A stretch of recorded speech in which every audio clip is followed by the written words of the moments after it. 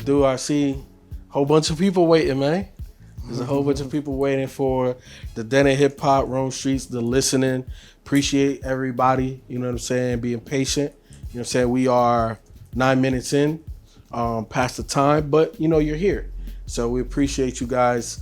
Shout out to Beezy 430, couldn't be here. He's under the weather, but he's in the chat. So even though he's not here physically, he's still here. Y'all can definitely chop it up with him. And I want to give a major shout out to Beezy 430 because I don't know about for Ken and Modest, but for me, he put me on the Rome Streetz. So we wouldn't even be here if it wasn't for Beezy 430. So shout out to the brother, man. He's in the chat too, right? Yeah, that's what I said. He's in the chat. So, you know, even though he's not here physically, you know, you can definitely chop it up with him. That being said, what was y'all introduction to Rome? I mean, yeah, it was through B too. B had been talking about him for like years, like, and then I finally got around. I think it was definitely in the Magician. Okay, is when I finally had listened to him, and then I know we had did some stuff with Uncle John at 1.2. So I think he did some stuff with him. Like the Genesis and all that, but so I kind of went back after that. So I came in like 2021, and then went back, and yeah, man, I just style is crazy. I've been a fan ever since then. I'm just so glad I was introduced to him, a little earlier on or whatever. But I know he, it goes back further than that. But yeah, 2021, like 2020, 2021, something like that. I got introduced to him. But yeah, I couldn't tell you the year, but I know it's one of the noise candies that B sent me, and I'll put it to you like this: when I still had the red Beamer, so I don't know how long ago that was. Yeah, but I was bumping that shit in the Beamer. Ken, what was your intro to Rome?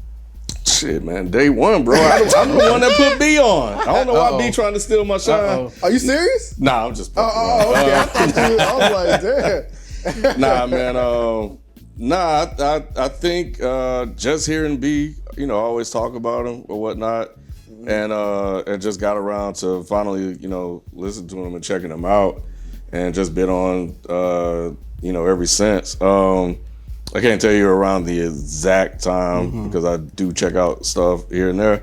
When B talk about stuff, I just never really kind of openly talk about it, but I can't give you the exact album. I got you. But probably around the Noise Candy joints, if I had to pinpoint it. Yeah, I'm bad with names, but it's the one with the blue cover, the Noise Candy with the blue cover. That was the first one. I don't know which Noise Candy that one was. I think it's either 3 or 4, but I'm bad with the names and all that type of stuff. Windbreaker one with that Nautica yes. joint on it? Yep. But all right, look. The reason why you guys are here is because we have Rome Streetz, so I'm gonna give you guys a little introduction if you didn't know nothing about him. Originally from London, moved to Queens as an early kid, then moved back to London. But here's the thing. We're rap fans and we're here for the music, so I'm gonna actually riddle off his discography, because if you don't know Rome Streetz or you didn't know he had this many projects, that you need to tap in, because this dude is one of the best lyricists in hip hop right now. Studio albums: 2018, Streets Keep Calling Me; Noise Candy 3, The Overdose 2019; Noise Candy 4 2020; Kiss the Ring 2022; Noise Candy 5 2023. Collab albums: Street Pharmacy with Farm Beats 2018, Head Crack with Future Wave 2019, Joyeria. You know what I'm saying? You gotta say it with the Spanish accent when you got it. You know what I'm saying? With The Artivist 2019, Contraband with Farm Beats again 2020, Death and the Magician, one of his best joints, with DJ Muggs 2021, Genesis 127 with Uncle John, Razor's Edge with Future Wave, Coupe de Gras with Ransom, another album that we did, another fucking gem. All of that shit was in 2021. So you see the type of work that he puts in. Wasn't Built in a Day with Big Ghost 2023, Hatton Garden Hold Up with Derringer in 2024. We reviewed that. If you haven't seen that review, go back and watch that. And Trainspotting with Conductor Williams, that one just released. Mixtapes, Rolling Stone 2015, Work on the Arm 2015. And he got more, bro. He got EPs. I'm not even gonna get into all that, because we got the man here. We could talk to him. You know what I'm saying? Mr. Rome Streetz. Yo. What it do, man? What's the deal? What's good? How y'all feeling? Good, bro. Chilling, bro. Blessed to have you onto the platform. You know what I'm saying? Again, one of You're one of our favorite rappers, man. Collaboratively with everybody. You know what I'm saying? Just elite level MC. You know what I'm saying? Oh, and I failed to mention, you know, signed to Griselda back in 2021 as well. Yeah. So 2021 was a big year for you. Yeah. Shit was good, man. I can't front. 2021 was like the year that kind of just like feel like it got me off the launching pad. Like, you know, certain things got me on the launching pad, but that shit, you know what I mean? I took off that year. Yeah, man. That's why I was introduced, so crazy man. that shit was like 4 years ago. Like, yeah, man. That shit felt like last year. Yeah. You've been putting in the work. Yeah, when you busy, hey man, that's how it be. Yeah, that's how it be. No man. Nah, that's crazy. Bro.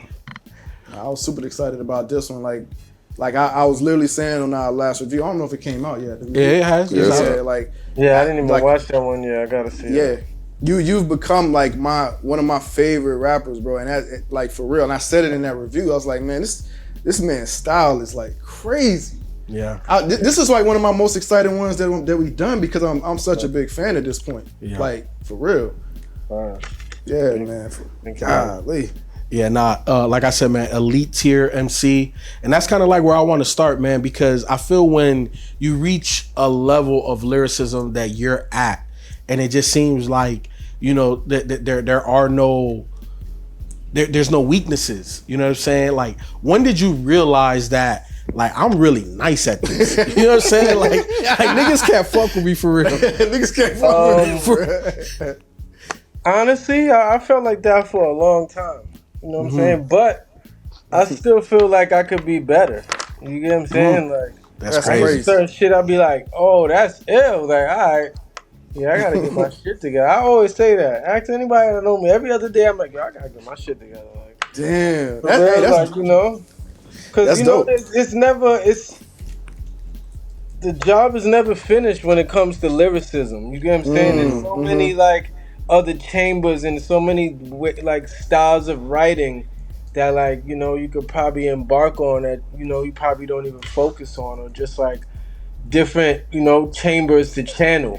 You know what I'm saying? Like, some people probably could write dope punchlines, but then it's like, you probably think, yo, that nigga's nice, but then in his mind, it's like, you know, I want to be able to, like, channel my emotions into a verse. Like, you know what I'm saying? Like, be able to write exactly how I feel and still make it as interesting as if I'm, like, trying to style on somebody. You know what I'm saying? Yeah. So it's like, it's so many different, like, you know, approaches to master that. You know what I'm saying?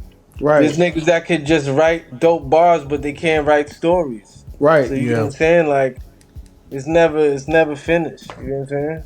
There's so many different ways to approach this shit that it's like, I feel like as an MC, you're always gonna wanna, like, level up. Even if somebody thinks you're, like, super great, it's like, as soon as you start taking that shit to heart, that's when you get washed. Yeah. Want it. Nah, for sure, man. That's a perfect, like, mindset to have. You know what I'm saying? Like, to keep yourself sharp. Like, are you one of those rappers? And I know I said I wasn't gonna ask too many questions because we got so many questions. But do you see yourself as one of those rappers that rap until you, like, old, so you can't rap no more? Somebody just said that. Who was that? Yeah, why not? Yeah. Like, honestly, think about it. Some of the best books is written by old niggas. Right. You know what I'm saying? Like, and the thing is, with writing and being a real MC, like, it's all about experience. It's all about, like, regurgitating things that you absorb.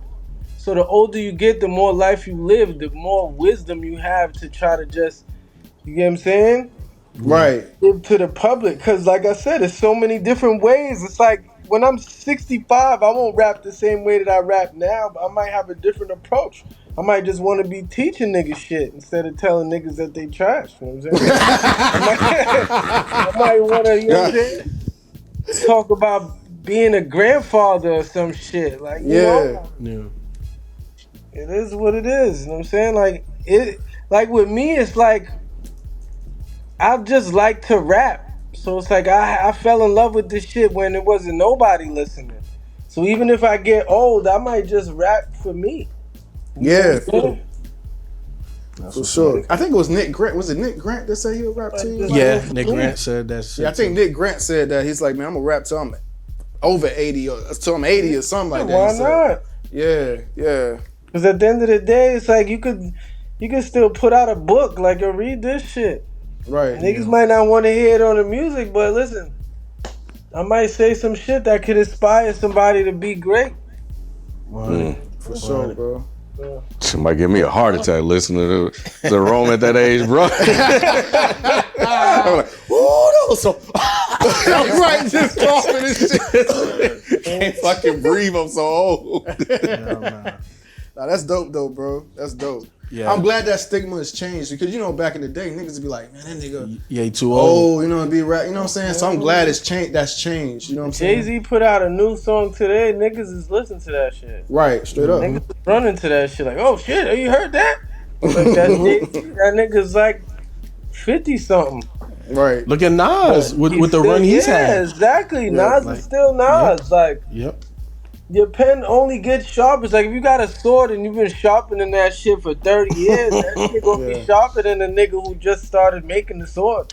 Yeah. You know what I'm saying? So 100%. Writing shit is about. You know, it's so many aspects of it. You might not see an old nigga jumping around in music videos and trying to fucking do content to get you to listen to his shit, but it's there for you to digest it if you're interested in it. You know what I'm saying? Straight up. If we're talking about swords sharpening swords, talk about working with Ransom, because that's another, we trying to get him on the platform too, but that's another dude that I feel is top tier. And when I saw both of y'all, I said, oh my God. Like that. Even that's like with Ransom, it was more so like shit. Like I said, I got to get my shit together. I was listening to Ransom because you got to understand this. It's like I was listening to a nigga like Ransom rap before I was even writing my own raps. You get what I'm saying? So it was like for me to be able to, he want to do some shit with me. It's like, alright, I gotta bring that shit.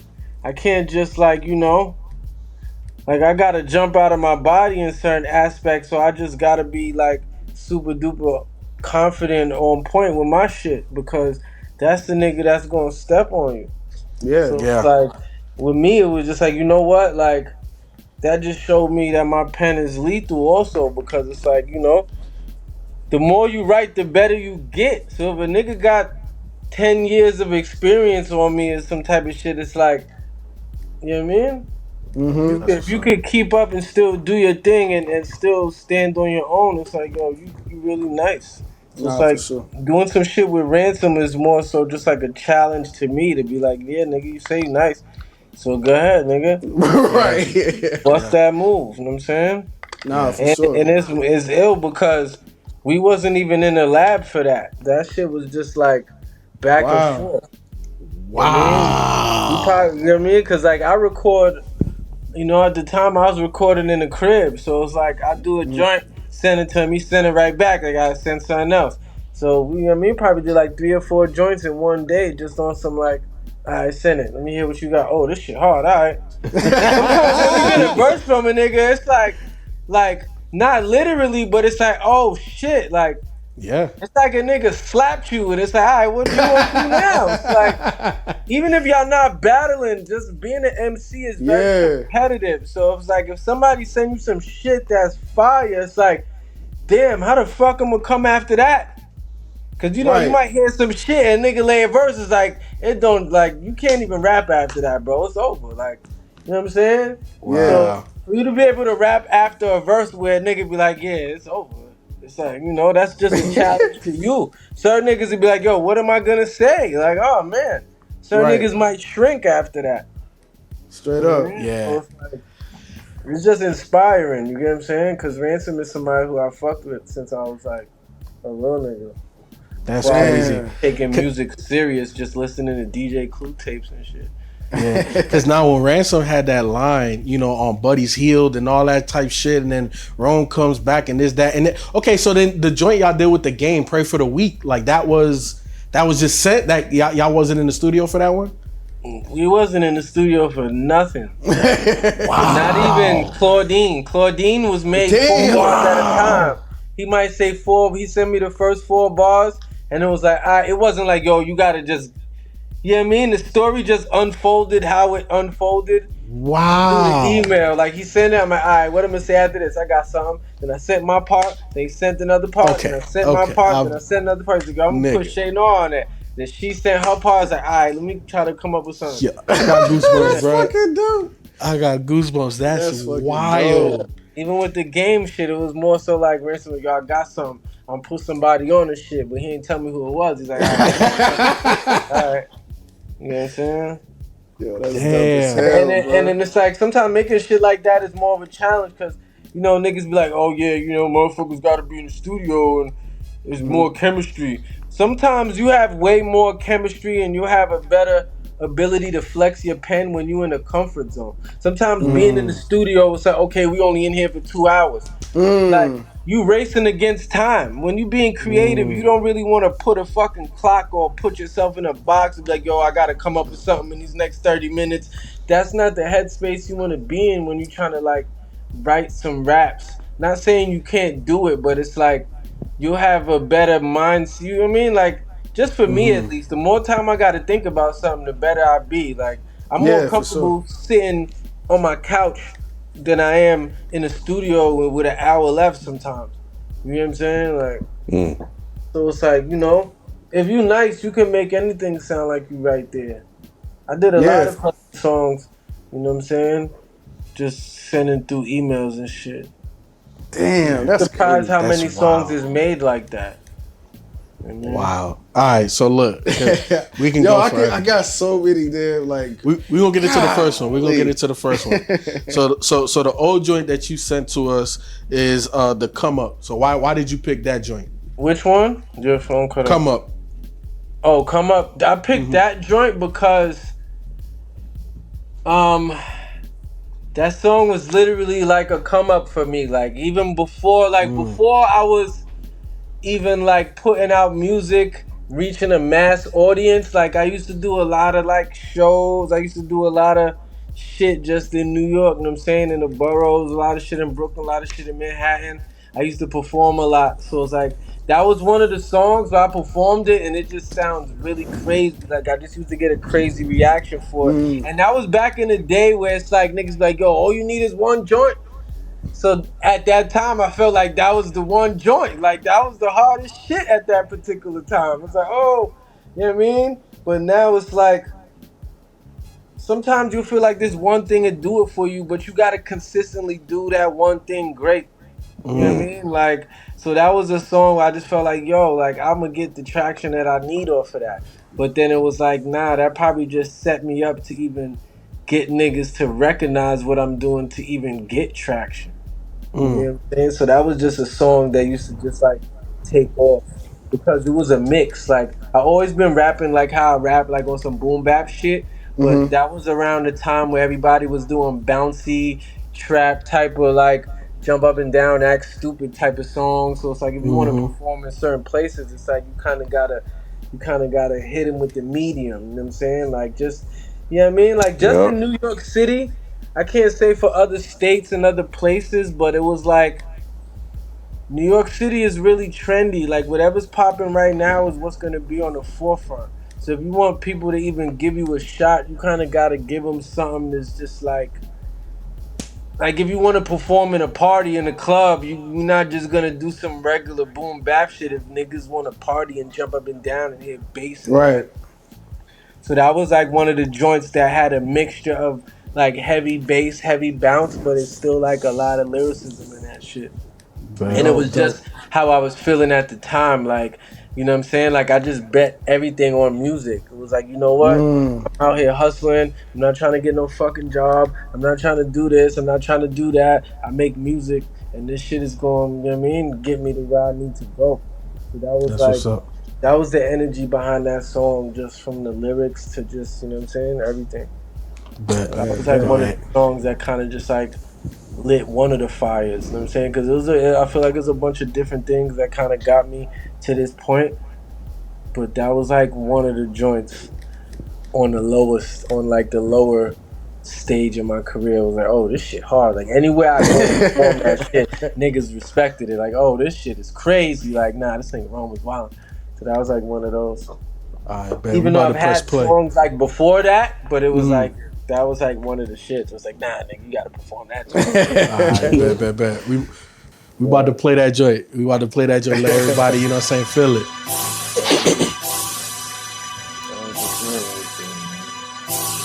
And it was crazy because this was like before niggas was even making beats for me. It was like I was on the internet, like finding beats off the internet. Like, yo, let me get in the town don't wanna see me come up, but I could really give two shits, nigga, everything that I'm trying to come up. Man. Yeah. That's that. I remember that's that knot.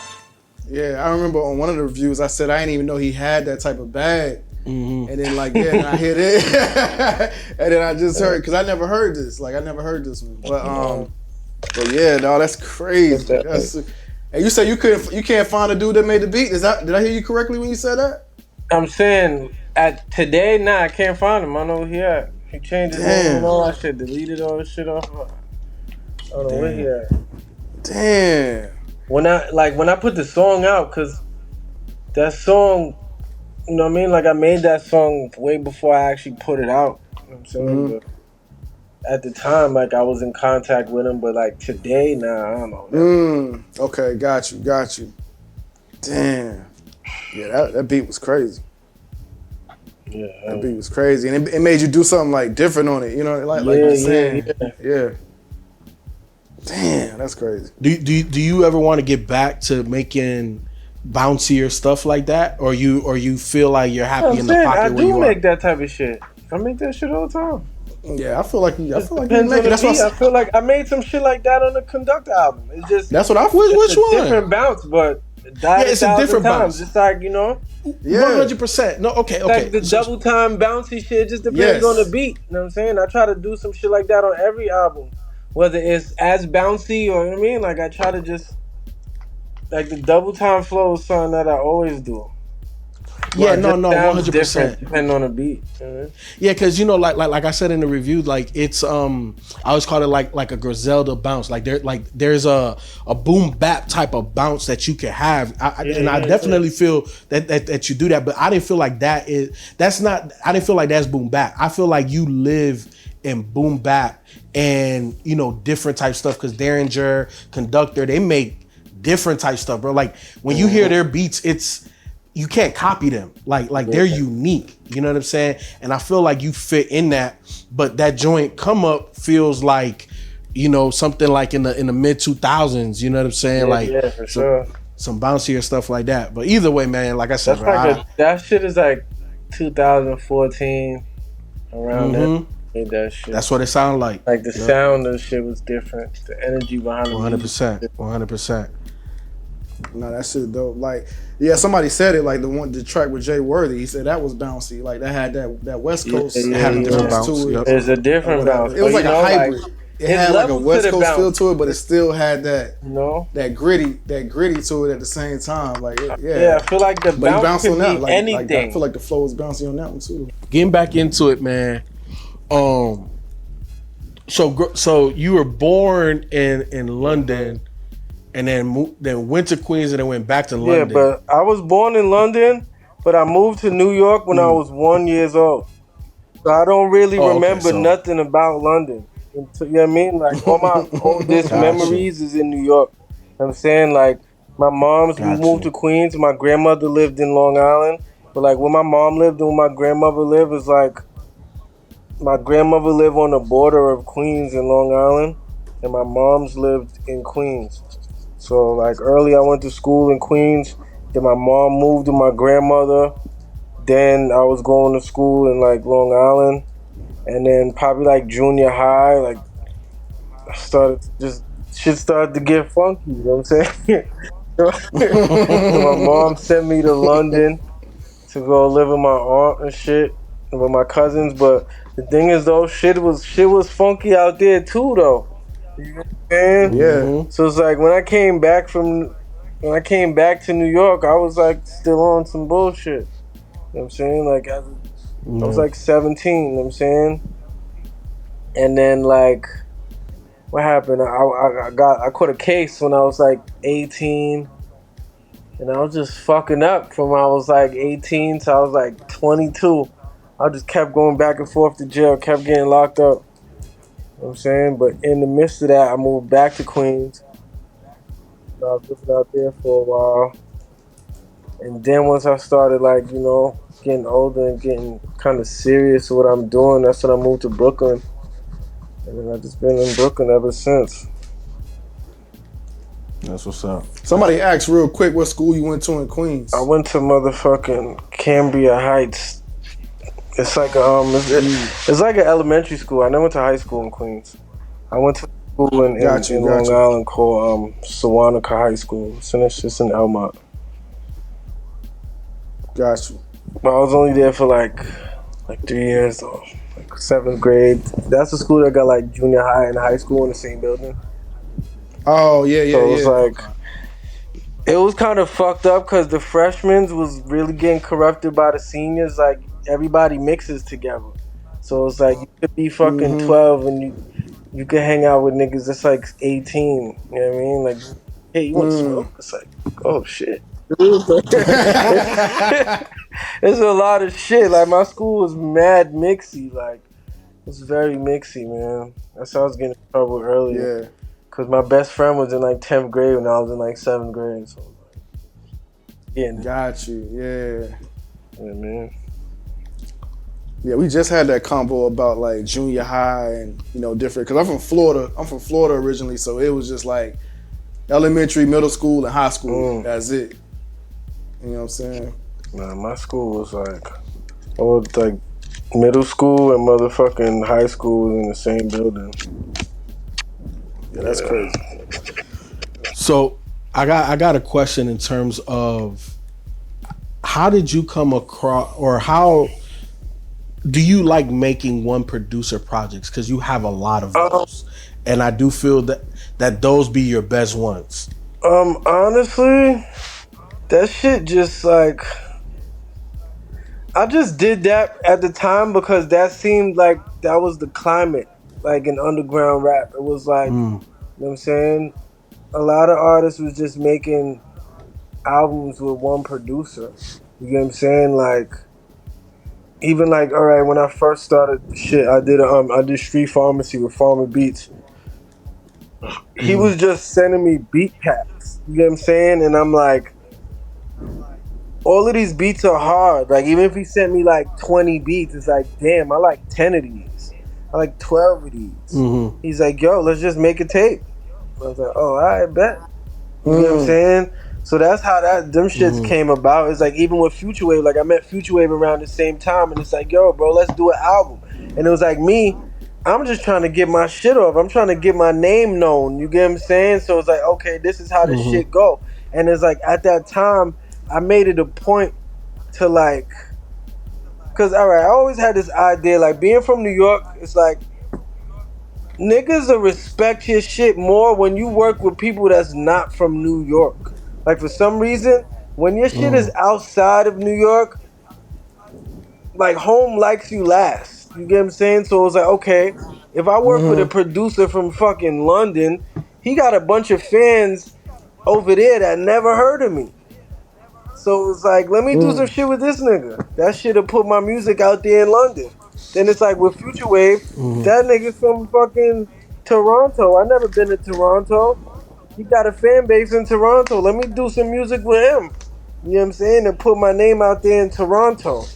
You know what I'm saying? Because everybody in New York is just like recycling the same New York shit. You know what I'm saying? Like, all right, let me put myself somewhere else. So at that time, I really made it a point to work with producers and rappers that ain't from where I'm from. Because it's like, how am I going to get further than here if I don't make music with people that have a further reach? You get what I'm saying? Like, so that's kind of how it evolved. With Muggs, it was more so like, you know, Muggs is dope. He a legend. So it's like, you know, he had kind of just started working with like a lot of underground rappers. And like, I need some shit with Muggs. Because Muggs is like the next level up. Like, I need to do some shit with Muggs. So like, I met him. And he's like, yo, I want to do some shit. I want to get you on my album. I'm like, all right, bet. Shit, one song's better than nothing. But he sent me like a pack of beats. I'm like, shit.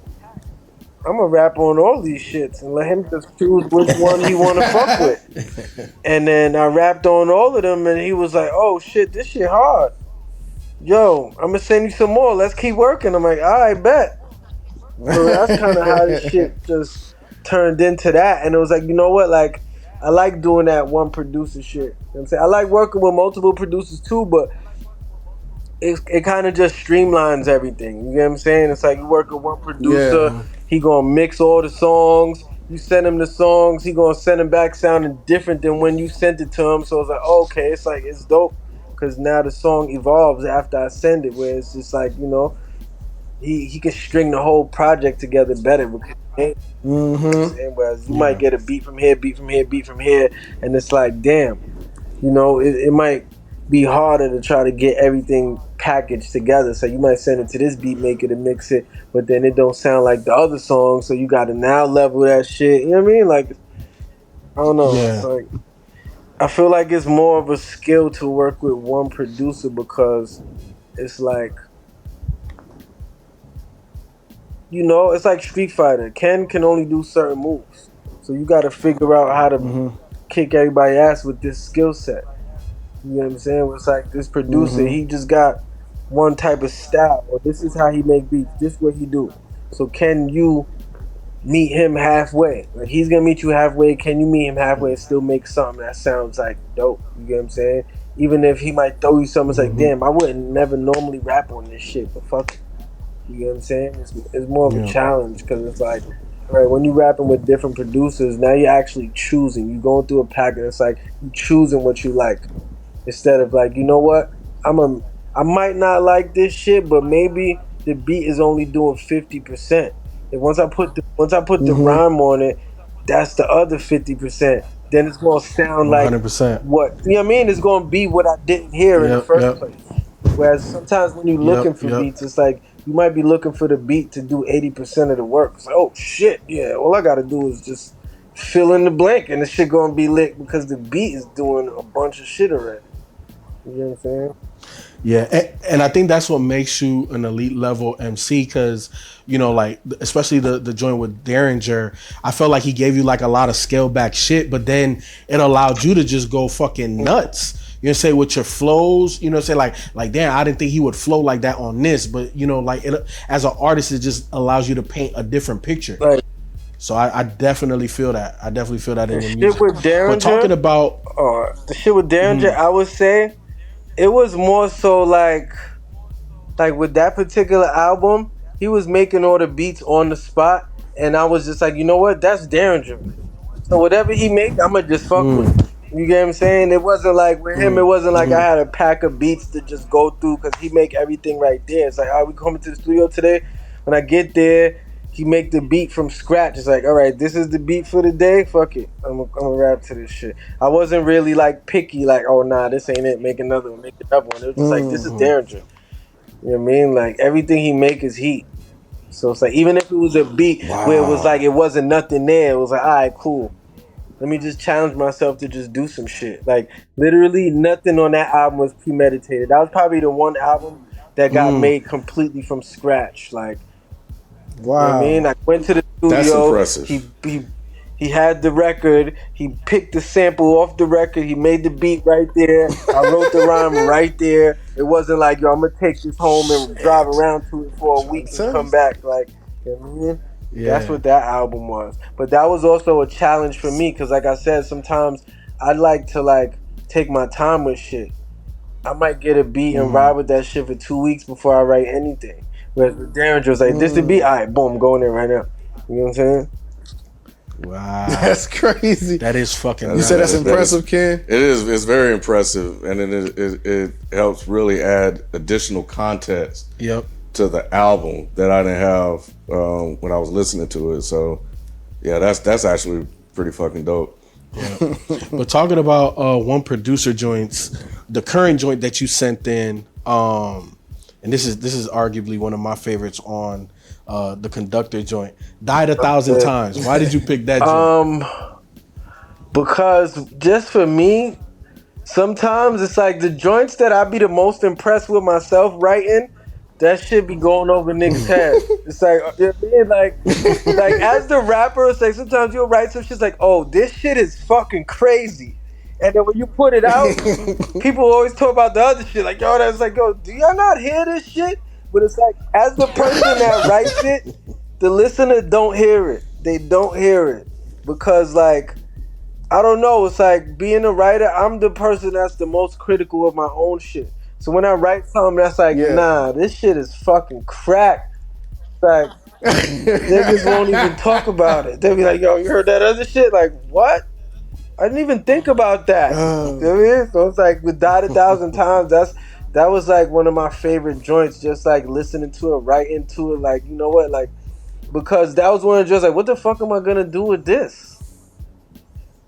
You know what I mean? And the thing is, it's like sometimes, like just for me, when you rapping fast and doing double time, it's harder to put real lyrics in that type of rap because you can just be flowing and rhyming. You know what I mean? Like, you don't really have the space to say some real interesting shit. Not saying you can't, but it's kind of harder to cram some thought-provoking shit into a fast rap. You get what I'm saying? Yeah. So it's like, with me, it's like, them rhymes are more impressive because it's like, I'm actually saying some real fly shit, some real, like, interesting shit. There's actually a crazy rhyme pattern with that shit. And it's fast. Yeah, you understand what I'm saying? When you rapping fast, it's like it's more style than substance. If you can like style and substance at a high level, I feel like that's better. Like, you know what I mean? Nah, for sure. Yeah. Whenever you get around to watching our review, man, we heard it. Yeah, we was like died 1,000 times with that shit. Like, we definitely was saying that. Like, damn, do you hear this shit? Yeah. We heard it. We heard it. We did, bro. Yeah. That's one of the main ones that stood out to us on the review. I love it, dog. I love how you love your shit. You know what I'm saying? Because even sometimes, like, I might make some shit and just keep it blowing. Like, it's like when I put an album out, I'll listen to that shit 1,000 times before it come out. And then once it's out, it's like, all right, I'm done with it. I ain't really got to keep going back. So now it's like, when I go back and listen to the old shit, it's like, oh, this shit is hard. Like, what the fuck? Like, you know what I mean? Like, whoa. Trust me, I get that. Like, I was saying today, like, damn, I gotta listen to my old shit more. Yeah, for real. Nah, your old shit hard, man, for real. Like, yeah. So we about to press play. Let everybody hear Died 1,000 Times. The robots, they're gonna kill us. Conductor. I love that part. Conductor, we have a problem. Conductor, we have a problem. AI Conductor. shit. Right. Kill niggas, man. Hey, yo, check. In my lifetime, need a whole lot of cash, fast cars, and luxuries. Real estate, they think the real is fake, but all of them niggas is dumb to me. They don't come close, 1 degree, they under me. Live from where they living fast and they dying young. Keep a handgun when they run the streets. Cold heart, black crosses on these in the garbage. If it ain't gangin', I'll bill them niggas. Fuck out of here. Yo, I fuck with Rose so hard, bro. God damn, man. You know, one of the traits that you have that makes you an elite level MC is your breath control, bro. That too. Like your breath control is amazing. Thank you. Yeah. You know what I'm saying? Like, bruh. Yeah. But I feel you on this track too, like, cause you put story in there. It's not just rhyming this word with this word just because it rhymes and shit. You know what I'm saying? Like, it's actually taking the megabus and all that shit. Like, you're actually telling a story. Like, man. Oh, man. I swear, bro. Elite level MC, bro, dog. He's one of my favorites, bro. Like, elite level MC. We talked, 2021. We talked about, the things you had to do to get to the launching pad, but that's kind of 2021 took you off the launching pad. Yeah. Talk about how you got signed to Griselda, because that's like the perfect label for you, in my opinion. You know what I'm saying? Like, what they got going on before you, and now that you was added to the roster, you, Boldy, like, it was just like all my favorite niggas is like in one place now. And that was fucking crazy. You know what that is? Like, all right. I put like this, like one of the this is not even advice that somebody gave me. This is just advice that I figured out myself when it comes to doing shit. It's like you can never be afraid to shoot your shot. You understand what I'm saying? Social media allowed you to shoot your shot at shit. You understand what I'm saying? Like you could be a dope rapper and you want to work with this dope rapper and you probably never meet this nigga. You ain't got this nigga phone number. You ain't got nobody who know this nigga. All you gotta do is reply to some shit that he done said on social media or somewhere, you know what I mean? And if it's witty enough to catch the nigga attention, he might reply. Like a lot of shit that happened to me in my rap career was just cause I just shot the shot. Like, yo, stand that. You know what I mean? Like, oh shit, Rome. Like, word? You know who I am? Like, oh shit, I bet. So it's like with Westside Gunn, like I met him before, you know what I'm saying? Like I met him before. And then like he must have said some shit. Somebody said some shit on Twitter. Like he said something and then somebody added him like, yo, Westside Gunn should do an album with Rome Streetz. I'm like, that'd be the best shit he ever did. And then he hit me up like, what? For real? It's like, that's how you feel? Like, I did this, I did that. I'm like, yeah, nigga. Dead ass. He's like, all right, bet. You know what I mean? So it's like, that shit literally happened just by, me talking shit on Twitter. Like, yeah, nigga, that shit'd be hard. It'd be the best shit ever. That's literally how that shit happened. Like, that nigga hit me on, what's your number? He called me and then shit just went there from there. You know what I'm saying? Yeah, that's wild, dog. That's a crazy story. That's what's up, dog. That's a crazy ass story. So I have a category of rappers that I put you in this box as well. Volume rappers, where you give us multiple projects, a year. So you already dropped the Conductor joint. Do you got more joints in the work for 2025, or we gotta wait till 2026? I got more shit. I definitely got shit. Listen, I got shit. It's like I'll be holding back. Like, nah, you can't drop that yet. Can't drop that yet. Damn. Like, cause I feel like dropping volume, dropping a lot of music is good too when you want to get people attention. But then sometimes it's like I noticed that the album gets more acclaim, more love when you let that shit live, when you just let it breathe. Yeah. You understand what I'm saying? Because everybody is not gonna listen to it right when you want them to listen to it. You understand what I'm saying? Like, the more you listen, you know what I'm saying? Like, think about it, like, Cardi B is the most motherfucking, it's like the female artist that sold the most records and she ain't dropped shit in 7 years. So that means in 7 years, niggas running her shit the fuck up. If she was dropping song after song, back to back, volume dropping, that album probably wouldn't even have so much views because people just be on to the next shit. You get what I'm saying? Like when I'm dropping mad music back to back to back, I feel like it don't really get digested the way it needs to. You know what I'm saying? Like, so I might drop something again. You know what I'm saying? But this shit is doing pretty good, so I don't really want to divert the attention. Yeah, no, 100%. I don't disagree with letting, your projects breathe to a degree, especially when you're an elite level MC like you are, and this album displays that. And it also, I said it in the review where I felt it was a perfect marriage between you and Conductor. You know what I'm saying? Like, Conductor allowed you to breathe, but Conductor also had moments where he shined on there too. You know what I'm saying? So yeah, I feel that sentiment. I definitely feel that sentiment. And then, even in this game now, it's like sometimes when you give people too much, they start to underappreciate you.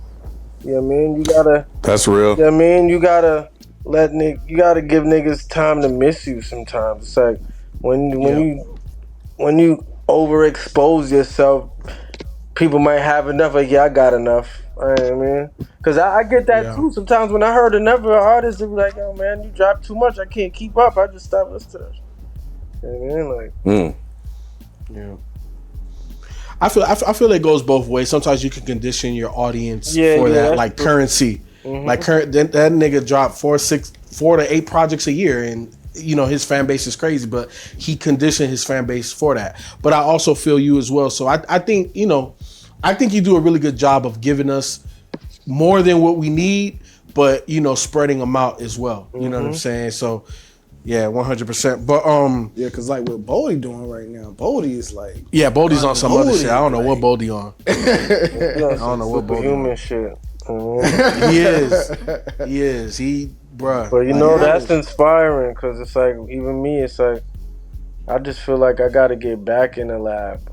You know what I'm saying? Like even though I just dropped some shit, it's like I probably haven't sat down and make music in like 2 weeks, 3 weeks maybe, like. But I'm like, yo, I gotta get back to writing every day. It's like, fuck that, nigga. I gotta stay sharp. You know what I'm saying? Even if it's something that I put out, it's just like, you know, training the muscle. If you're a basketball player, you don't shoot a jump shot for fucking 3 months. Like when you get back on the court, you're gonna be rusty. It's like shit. Anybody could call me tomorrow. In the perfect world, Jay-Z would call me tomorrow and be like, yo, I need a verse. So then my shit gotta be ready to like I gotta get my shit. 100%. So the exclusive joint that you sent us is called Lightworks. Yeah. Hell yeah. Bet. So is that on an up and coming project or honestly, that song was supposed to be on Trainspotting. Only reason why it's not on there is because for some reason they would not clear the sample, and that was like one of my favorite songs. It's like, damn son, this shit is heat. Like I was upset that this shit wasn't gonna be on. I was fucking tight. I'm like, damn son, niggas still gotta hear that shit though. Well, look, that was one of those. You know what I'm saying? So we tell our fan base all the time they want to tap into the listening because we're always going to give them something that you can't get nowhere else. So again, we appreciate that. Lightworks, man. Yeah. You can't hear it nowhere else but that hip hop. All right, here we go.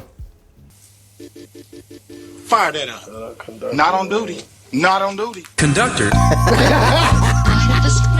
Name of the game is Lightworks.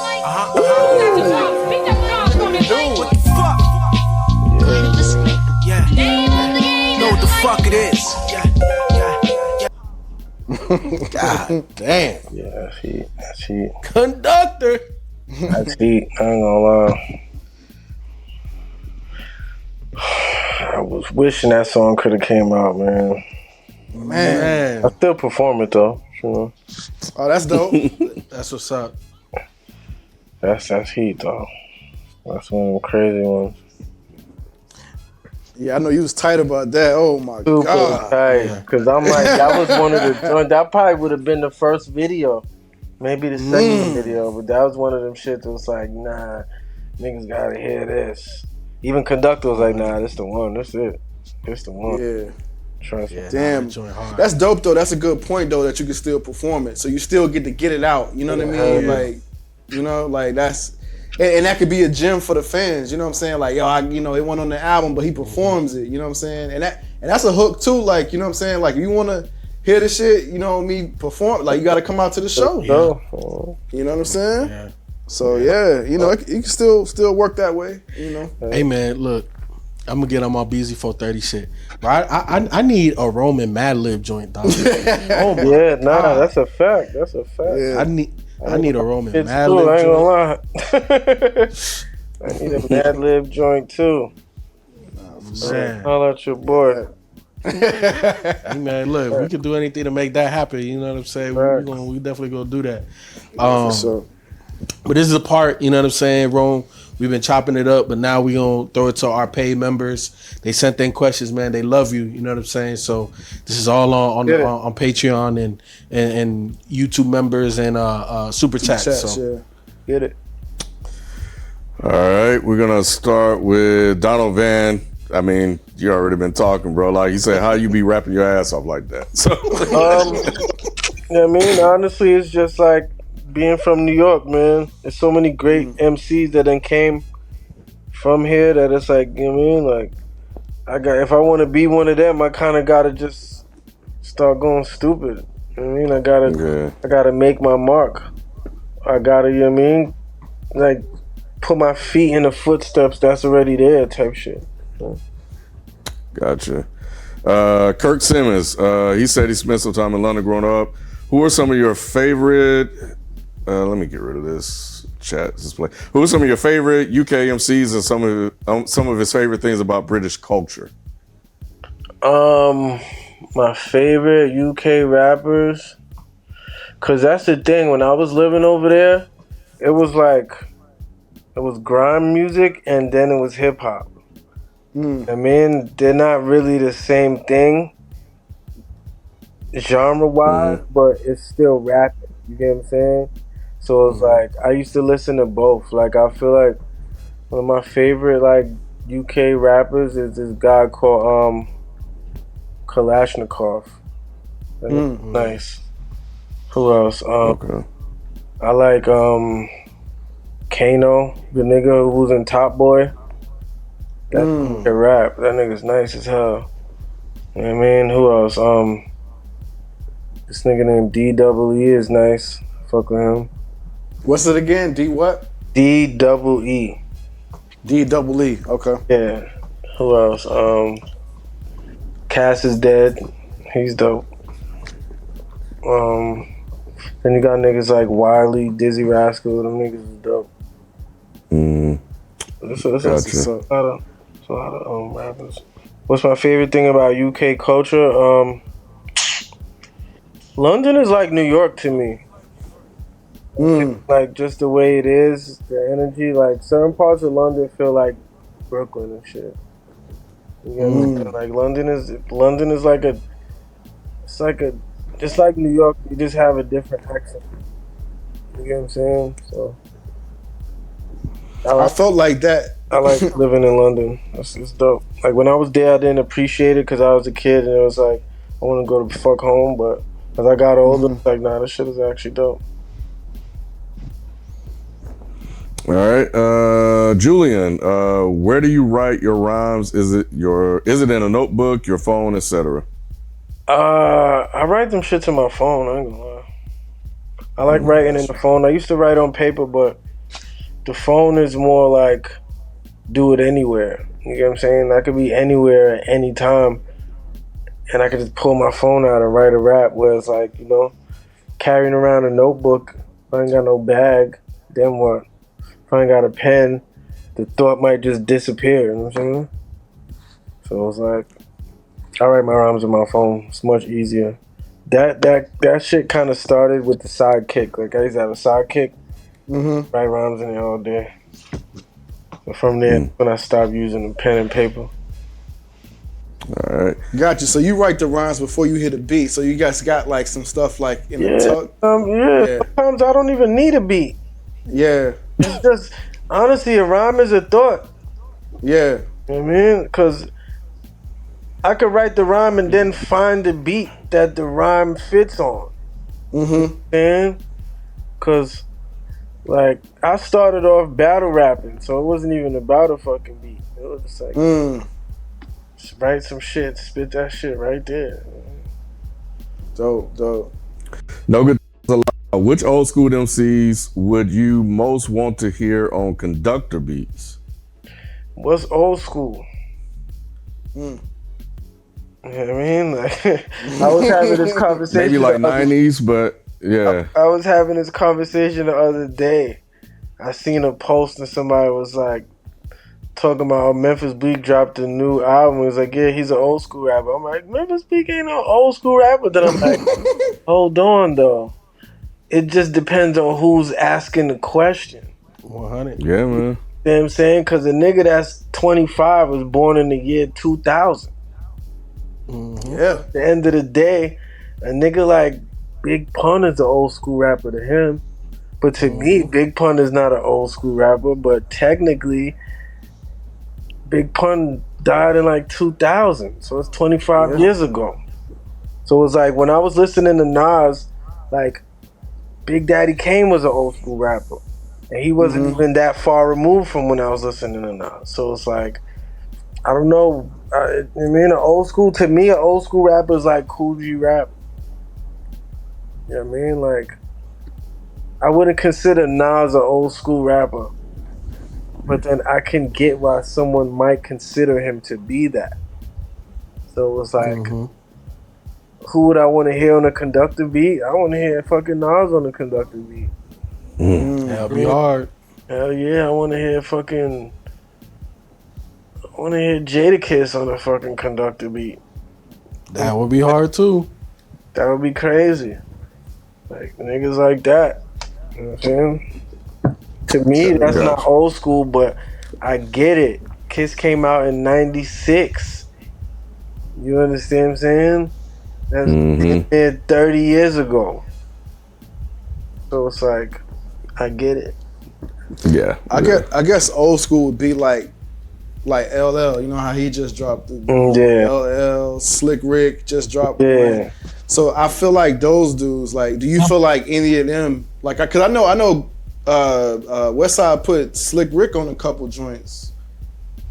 I'm saying, I'll fuck with Slick Rick. I met him the other day. I would want to hear Slick Rick on some shit. Why not? Yeah. I mean, shit, I want to hear fucking what Rakim would do to Conductor beat. Woo! and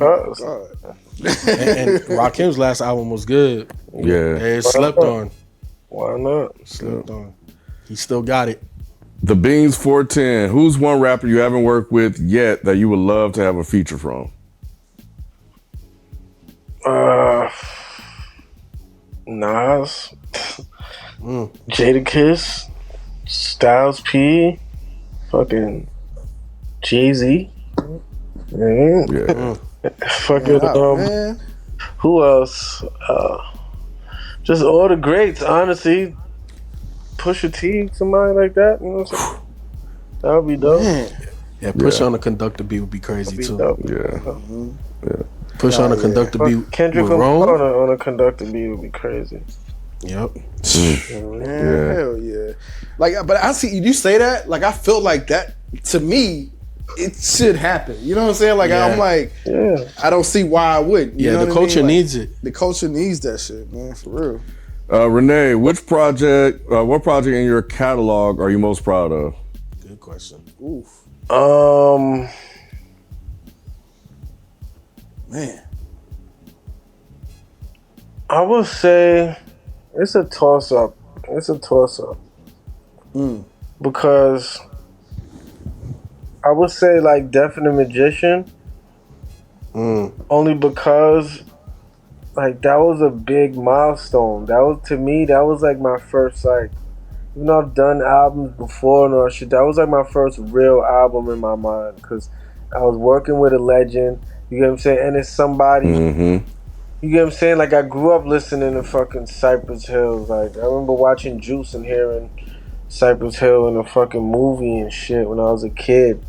So it's like to actually get to work with somebody who's such a legend in the game, and then like just, you know, being in the studio, learning from them, just seeing how certain things operate. I feel like that was one of the albums that I'm most proud of, and because I kind of manifested that shit. Like, you know, I got to do an album. It's like, you know what I mean? Let me hit up Muggs and be like, yo, da da da da da. Because I met it. That's the crazy thing. Like, I felt like I kind of just manifested doing that album. I kind of just like, you know what I mean, put myself there. Because I met him, and then like, I think it was like Christmas or some shit. I'm like, yo, let me just hit up Muggs and be like, yo, good to meet you. So I hit him up, and he was like, yo, good to meet you too. It's like, yo, let's do some music. Give me an email. I'm going to send you some shit. He sent me 5 beats. I did 5 songs.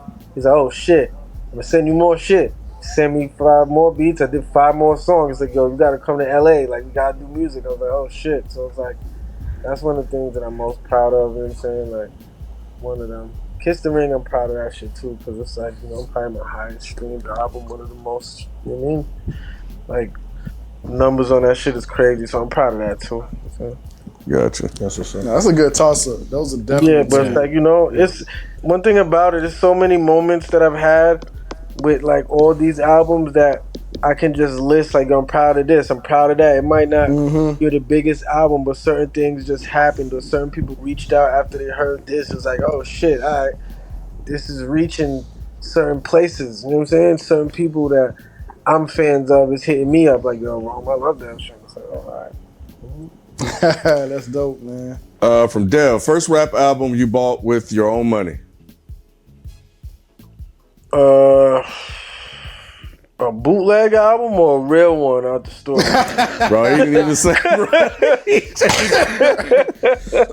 Oh shit. Yeah, because it's different. I would say one album that I really bought with my own money and not like my mom or somebody buying it for me, I would say it was written by Nas. I remember I bought that shit. It was like $25 or some shit. Me and my cousin bought that shit at the same time, I guess. I'm getting my own fucking copy. I ain't trying to. I was a kid too, but it's like, nigga, I was into rap since I was a little pipsqueak, so I was buying that shit. I think I got that shit the first day it came out. Damn. I might have, yeah. Or like the first week, I remember going to the fucking, what record store was that? Like Sam Goody or one of them? Sam Goody, okay, yeah. Wiz or one of them shits. Like, yo, let me get that. Word. It was probably Illmatic by Nas. I mean, no, it was written. But Gotcha. I had albums before that, like, you know, but that was the album for my own brand, like. Yeah. Taken or Taken, they said, what do you think of people saying there's some Big L in your style of rap? And what's your take on Big L himself? Honestly, that's a compliment. You know, Big L, one of the greatest. And you know, honestly, every rapper is just a fucking mixture of all their favorite rappers. Until like you write enough and then you just have your own style. You know what I'm saying? So it's like somebody saying Rome, you sound like Big L. It's like, Big L's that nigga, man. So, you know what I mean? I can hear it sometimes, but it's not like a deliberate thing. It's just more so like, I like to rap like that. You know what I'm saying? He's just one of the littest niggas that ever rapped in that like multi-syllable punchline, slick talk style. So it's like, he's gotcha. Great. I love Big L. That's a piece. Yep. Another one from, he had like 3. Have you thought about working with producers outside your collaborators like Conductor Williams or Derringer just to switch things up and step out of your comfort zone? Wait, have I decided to work with producers where? Outside your regular collaborators like Conductor or Derringer. So. Oh, yeah, hell yeah. I got shit with a lot of different people already. Yeah, big ghost joint. Big ghost joint. Or just like in the chamber, you know what I'm saying? Like, honestly, where I'm at, it's not even really about the name. It's just about the quality of the beat. Like, if it's heat, I don't give a fuck who made it. You know what I'm saying? Like, facts. Word. So, honestly, I'm open to work with whoever got fired, honestly. That shit is fire. Cool. I want it. Bad. Yeah, Beezy 430. He wasn't able to be here. He's sick, so he asked to get your info so he can send over some stuff. Talking about shooting your shot, so he shoots. So yeah, so I'll get with Feefo to set that up. Let me move on to the next one. What's your take on the Kendra versus Drake beef? I know the topic's been running to the ground, but I always love hearing what real MCs thought about the back and forth and lyricism. It was good for rap, honestly. Like, it's Clash of the Titans. You know that shit happens every couple years, you know what I'm saying? Everybody, the niggas at the top just go at each other because, I mean, they just get tired of getting compared to the other guy. It's like, man, it's me. Nah, it's me. It's like, man, fuck him. It's like, it happens, man. You know, it's good. It's good. I'm not mad at that. You know, it's good for rap. It's entertainment at the end of the day. Like, I like Kendrick and I like Drake. You know what I'm saying? So, it was just cool to see, like, oh, I mean, and it was dope because of how it happened. It's like the niggas was not even waiting. Like Kendrick was dropping some shit every day. It's like, whoa, right? It was good. I enjoyed it. Bet. For sure. Christopher, dead or alive? What's your dream collab, and who has been your favorite artist to collab with?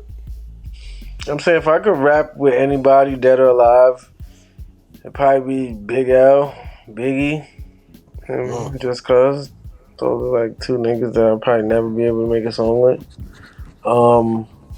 What's my take on what? Oh, just who's your favorite artist you've collabed with? Who's my favorite artist that I've collabed with?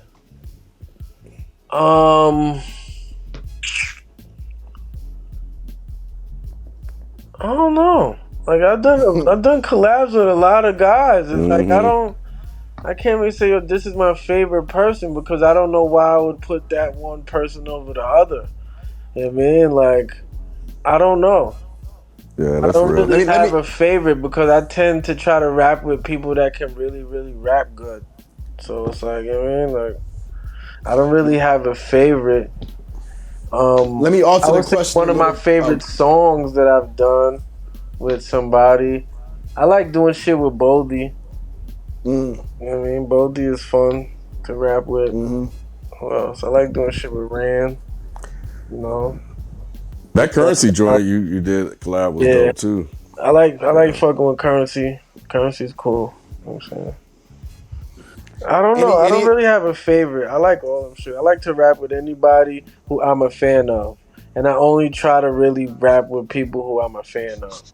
So it's like, you know, niggas like Conway, Boldy. I want to do some shit with Rock Marcy. Rock Marcy's like one of my favorite. Ain't got nothing. Sir. But you know, Yes, we sir. Yes, sir. I wanted to add to that question. Like, so which rapper has like made you like look at your rhyme like, oh shit, hold on 1 second. let me make sure my shit is right. Like who's made you do that the most? If you ever done it, I don't even know, but who actually made you like, yo, let me see if this up to par. You know what's so crazy though? Sometimes it'd be like, I put it like this: if I'm in a room with a bunch of niggas that rap and we doing a song, 9 times out of 10, like I'll probably be done with my verse first. That's why you hear certain songs that I'm the first verse. But that's like I'll hear certain shit like, oh shit, but you can't go back and change shit. It's like, oh shit, this nigga went crazy on that shit. You know, alright, man. You know who did that all the time? This nigga Stove God. I'm like, yo, he said some shit. I'm like, oh, cause he said some shit and it made me think of some shit. But it's like, damn, I can't even. Like, yo, let me change mine. Like, nah, let that shit live. But like, Stove is good for that. You'll do a song with Stove. You say some shit and then he'll come up like, oh, this motherfucker. I should have heard his verse first. He's so creative. Stove get busy. Stove get busy. That nigga get busy. He creative as fuck, bro. Yeah, Stove gets busy. Yo. Yeah, man. When I hear Stove rap, it's like he has a different approach. Like, you know what I'm saying? Like, that's why it's like still sharp and still. It's like when you rap with niggas that can really rap, it's like everybody has their own way of approaching rap. But, you know, it's easy to get inspired by another dope rapper because everybody has a different train of thought, different thought process when it comes to creating. So when you always fucking with different niggas, it's like, oh, this is hard. Like, you know, you might learn a different approach by hearing somebody else rap. Like, oh, shit, I never even thought of that. And then your brain starts thinking of shit. Like, you know what I mean? It's just everybody constructs certain shit different. So it's like the more different approaches you hear, the more, you know what I mean? Like the more you can level up just by like trying a thing. It's like, yo, I never tried to wheelie. I never tried to get on the bike and spin that shit the other way. Let me see if I can do it. Oh shit, I can do it. It's like, oh, all right, you know what I mean? Like, it just is what it is. You know what I'm saying? Yeah, that's dope. Like a lot of niggas, Ransom. You know what I mean? Like a lot of motherfuckers that hear shit like, oh, all right. But 9 times out of 10, I already got my verse on the song. It's like, fuck. Got you. I ain't changing that shit. I said what I said. All right, we got just a couple more. Nick, do you prefer single producer projects or picking beats from multiple producers? I don't really have a preference. I like both. Okay. I like both. Yeah. What happened here? Hold on. I don't know why that's like that. It covered the whole screen. So I'm gonna just read it. Where we are. Hold on. It says where we are. What's it like working with Derringer compared to Conductor? Do they have different approaches to working with you?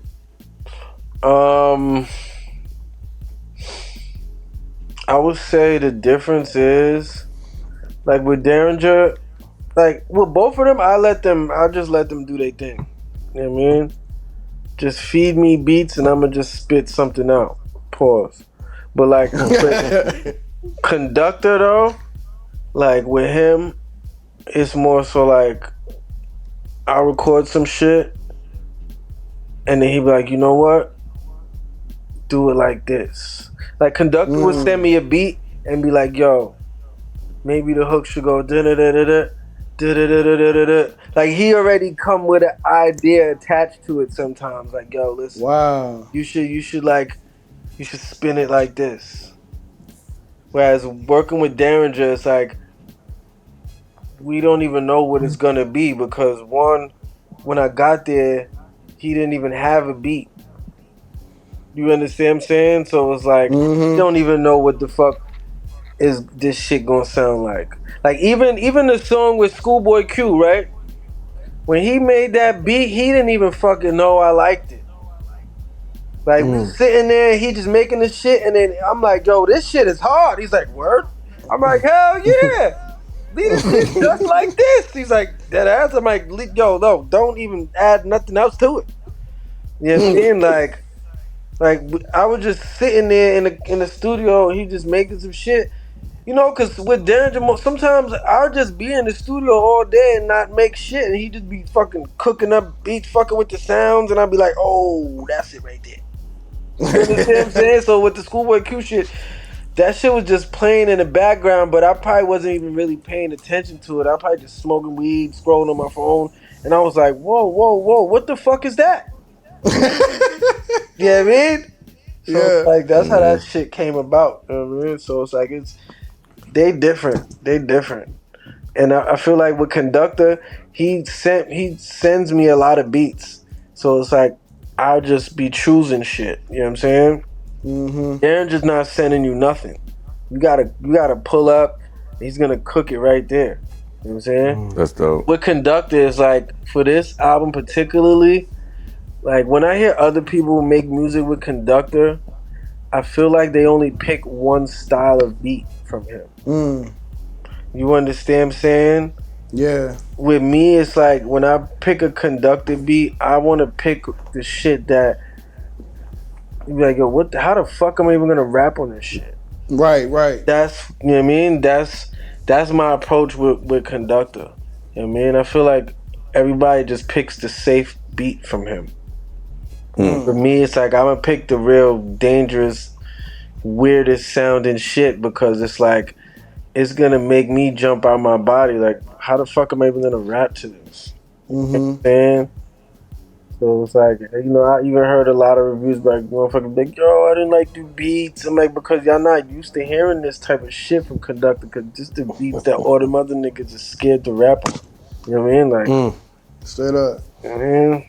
Nobody wants to jump on the horse that's jumping up and down, kicking shit. Challenging yourself. That's you what's know what I'm saying? Yeah. All right, we're almost done. Troy, love seeing the growth and the dope guests come through. Thanks for the awesome content. This is from Donald Van. Being that the NBA draft is currently happening, are there any new MCs you're listening to that you think you can make a banger with? Yeah, there's a couple, man. There's a couple MCs that's fire. Errol Holden is dope. Check him out if you never heard of him. Yeah, okay. Yeah, never heard of him. It's a lot of niggas, and I'm not even gonna say they like new. It's more so like they probably not big on everybody else's radar. Like who? Like Tyler Dale, Digiscale Dale. That's the homie. He's dope as fuck. Who else am I listening to right now? Right now, I'm honestly not listening to anything. But I would say Errol Holden, Tyler Dale. Those are like two people that I fuck with hard. That's like really nice. You know what I'm saying? Who's the first dude you said? Errol Holden. I actually got a joint with him already. Troy said, I saw Rome pop out with Your Old Droop last year, which is a great surprise. Are we getting a New York City show soon? Yeah. It's looking like it. I don't have a date, but I'm definitely gonna do one. You know what I'm saying? Okay. Definitely. All right. Bet. And Polterghost, hey y'all, thanks for the content. Rome, I've been a fan since the joint you made with Uncle John. Thank you for the music. Is chopped cheese underrated or overrated? It depends on where you get it from. That's the thing. Certain chopped cheeses could be overrated because you didn't get it from the right place. Like, it depends on what you're used to. You get what I'm saying? Like, a person not from New York and they come to New York and get a chopped cheese, it could be from the worst place to get a chopped cheese, but that's all they know. Right. You know what I'm saying? So it's like, oh, this is good, but then to a person who knows where to get the real good chopped cheese, like, that shit is trash. Because you can get like the cheap burger meat chopped cheese. You know, you get the real cheap ass burgers from the store. Yeah. But then you could get a fucking Wagyu chopped cheese. You understand what I'm saying? Like, you could get a motherfucking T-bone steak chopped cheese. You get what I'm saying? Mm-hmm. Get a lamb chopped cheese. It just depends on where you go. So being from New York is like, the chopped cheese is not overrated. It's not underrated. It's highly rated. You just have to know where to get it from. You know what I'm saying? Because every chopped cheese is not created equal. Yeah. I don't know where I got mine from. It was somewhere in Harlem. I'm saying Harlem, don't quote me on this. I feel like the chopped cheese was invented in Harlem. Okay. Because I used to date this girl from Harlem back in the day, and she's the first person that go, you ever had a chopped cheese? I'm like, what the fuck is that? Like, yo, come fuck with this. You brought me to the spot. I'm like, oh, this shit is busting. You know what I mean? This was back in like 07. This is before the, you know what I mean? Like, that chopped cheese was hitting. And that's the thing, it wasn't everywhere. It was only like in Harlem. And then it started spreading. You know what I'm saying? But, word. Chopped cheese, I got it from the like right the chopped place. cheese was invented in Harlem, so. Cool. Got one from Harlem. It's not bad. It's good. Cool. Right. It wasn't. Yeah, it wasn't. Yeah, so shout out to Trey, YLG, and Josh Bros. They Trey sent in a super chat, and Josh Bros sent in a member chat. It's not related to Rome. We're asking Rome a direct question, but we appreciate you guys sending that in. I do have a question from Beezy 430, who wasn't able to be here again because he was sick, and I know he's crushed, but he did text me, and he wanted me to ask you. He wanted me to say first, thanks. He's a huge fan. And how is it working with Ty Ferris? Ty Ferris is my boy, man. That he's a real competitive nigga, man. Man, when you rap with Ty Ferris, it's like, even if y'all niggas is making a song about your grandmother, like, he's still trying to smoke your boots. Like when you rap with Ty Ferris, you gotta rap like your life is dependent on that shit, honestly. Because he's trying to kill you, like, you know what I'm saying? Like, yeah. Honestly, Yeah. He's trying to kill you. So you better rap. Nice. Yeah, Beezy 430 on the show. I don't know. He's from Detroit. Yeah. So yeah, you know. Yeah. Niggas get busy, man. That's my guy. Every time I go to Detroit, I'm always with Ty Ferris. Yeah. That's what's up. So Rome, look, we appreciate you, my guy. You know what I'm saying? And shout out to everybody, all of the members that sent in the super chats and the Patreon questions and all of that type of stuff, man. We appreciate you guys. We do this for y'all. You know, we rap fans and we try to bring some of the best MCs onto our platform. So again, we appreciate your time. But before we get out of here, we got one more question. All right, man. What's up, man? I don't know if I introduced myself, but I'm Rod, aka Modest Media Man, and I always ask this question before we get off the lives with the artists, you know, because I think it's real interesting. But and I don't know if you said it anywhere before, but where did you get the name Rome Streetz? Like, where did you come up with that? Like, what's the story behind Rome Streetz? Okay.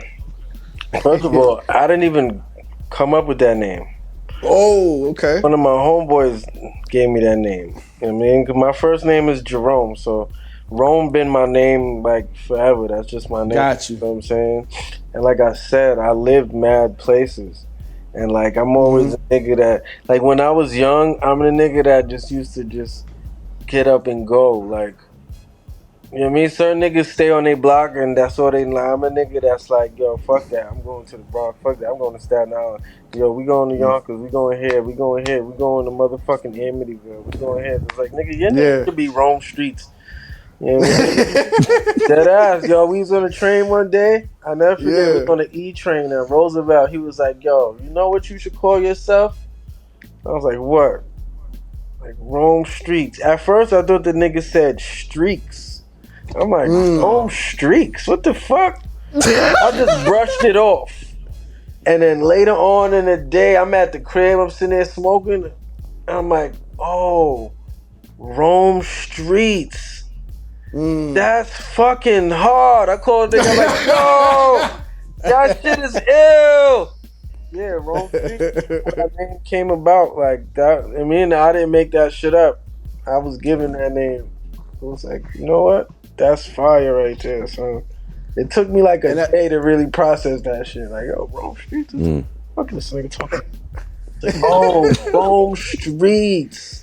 And then it was so crazy. Like at that time, everywhere I went, I would see that shit.